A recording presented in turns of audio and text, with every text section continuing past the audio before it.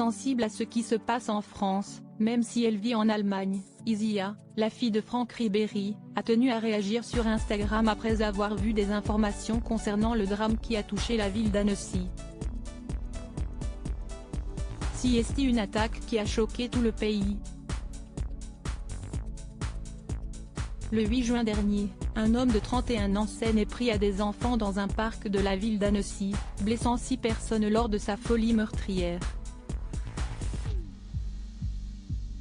Parmi les victimes, 4 enfants, âgés de 22 mois à 3 ans, touchés grièvement lors de cette attaque au couteau qui a fait le tour du monde.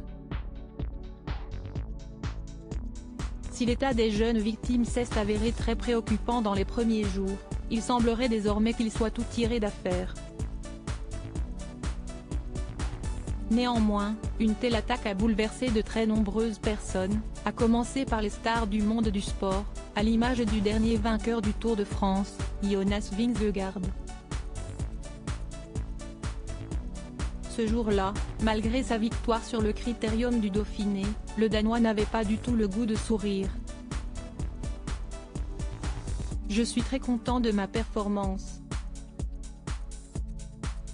Mais dans un jour comme celui d'aujourd'hui, avec ce qui s'est passé à Annecy, le cyclisme n'a pas vraiment d'importance, expliquait-il, retenant ses larmes.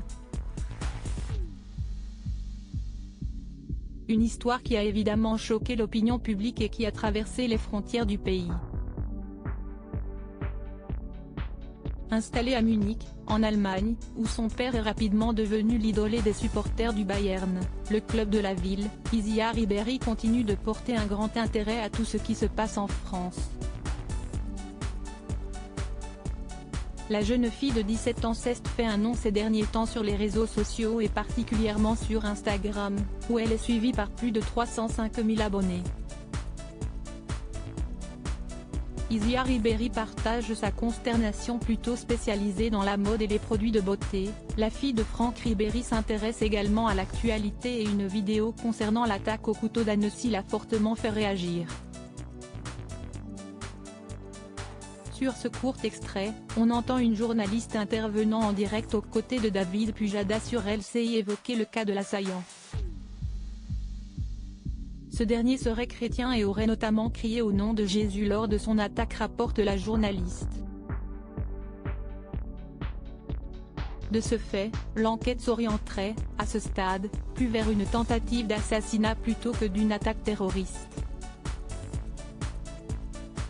Une information qui a fait réagir Isia Ribéry, qui a partagé la vidéo dans sa story, qui est à retrouver dans le diaporama, en ajoutant simplement « Cette France-là. Vraiment », suivi d'emojis qui pleurent de rire. Une façon sarcastique de répondre à la vidéo, qui ne semble pas du tout la faire rire dans le fond. La consternation d'Isia Ribéry porte sur les amalgames qui entourent le mot terroriste et les raccourcis trop souvent faits dans ce genre de faits divers.